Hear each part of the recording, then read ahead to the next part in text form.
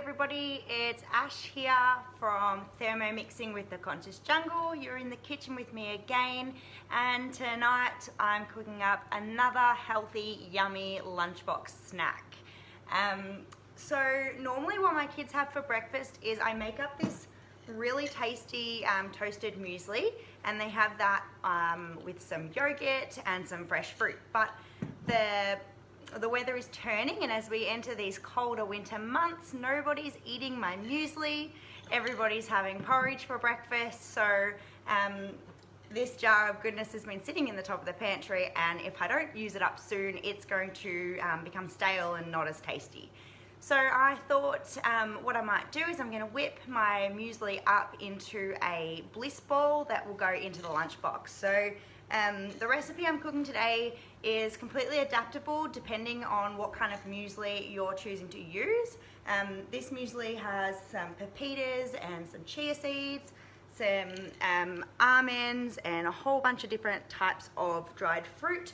So the recipe I'm cooking right now is not nut-free. However, if you chose to use a muesli that was just like toasted oats, you can make this bliss ball completely dairy, nut, and egg-free. So let's get started. I do most of my cooking at home here in a Thermomix, a TM6. So this is what I'm going to be using tonight, which just completely pulverizes anything that you put in it if you go right up to speed 10, which is what I'm going to do. I broke my NutriBullet a year ago, and which is why I ended up now with a TM6, because it just couldn't cope with the amount of things that I was putting in it and asking it to do. It actually blew the motor up. So I have yet to hear of anybody blowing up a TM6 from making bliss balls.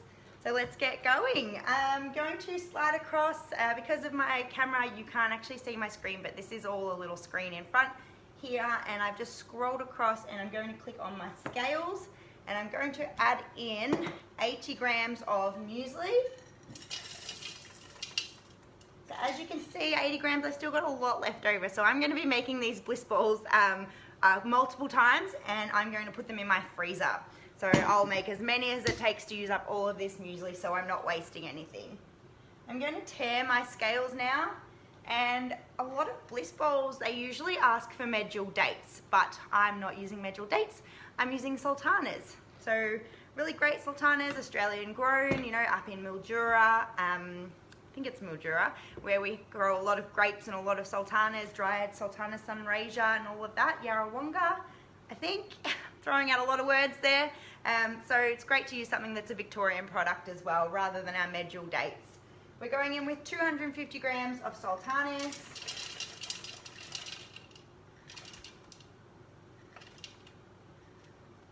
So the other good thing about sultanas is by the kilo they are a lot cheaper than medjool dates as well. So this is a really great one for any lower budgets as well.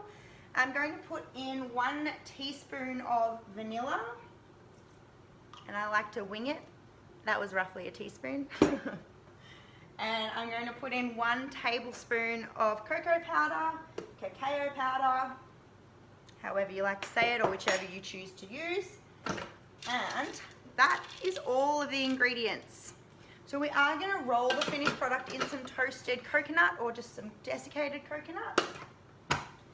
So that's all I'm putting in. I'm just going to scroll back across, and it might take about a minute for this to combine. So I'm going to go straight up speed 10. It might get a bit noisy.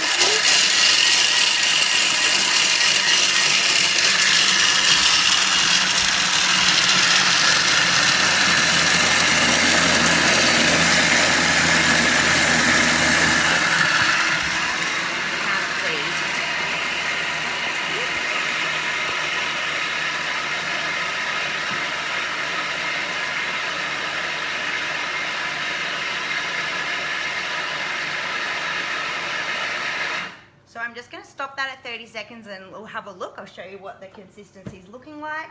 So basically we're going to do it for about a minute until it all comes together. So you can see, ooh, where's my light?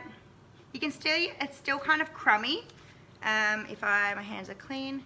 It is starting to form, but I'm going to do it for maybe another 20 seconds, just until we really pulverize down those sultanas. so that it's going to hold together really well. So I'm just going to do that again. Sorry if it's really noisy, guys. Not as noisy now.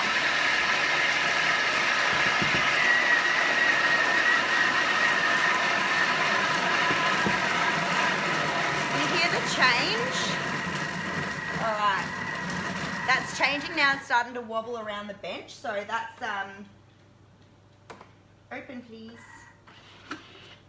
There we go. Check out the consistency change. That's what we're looking for. So I'm going to just turn that out onto my plate. Try and get all of that out. So if you stick with it and just push it right to the end of that point and it comes together like that, check out how clean the bowl is. Like, that's not bad. And then all we're going to do with this, let me lower you down because you don't need to be looking at my face. I'm just going to pop a little bit of coconut on the side here. Bliss Balls is one of those things that, you know, is just a fabulous after school treat, a lunchbox snack. Hi Haley, I'm just making some Bliss Balls. We've got some muesli here that none of my kids are eating at the moment, so rather than letting them go to waste, we're turning them into some Bliss Balls. And there you have it. Pop it in the fridge. Smells delicious. They'll last for about 2 weeks in the fridge. And if you want to freeze them, that's fine. That's the other great thing about, you know, utilizing your freezer for making lunchbox prep really easy. They'll last for about 3 months in the freezer. But let's be honest, this is a household of 6. This isn't lasting more than a couple of days. But with that in mind, I am going to go ahead and make a few more batches because, as you can see, it is a really small amount. So that would be great for, you know, maybe 2 days worth of after school snacks or lunchbox snacks. And, you know, it's up to you how you're going to portion them. I personally like them littler because it's a lot easier just to go bite size and be done with it. So that's it, guys. Thanks very much for tuning in. Post your favorite Bliss Ball recipes in the comments. I'd love to get more inspiration.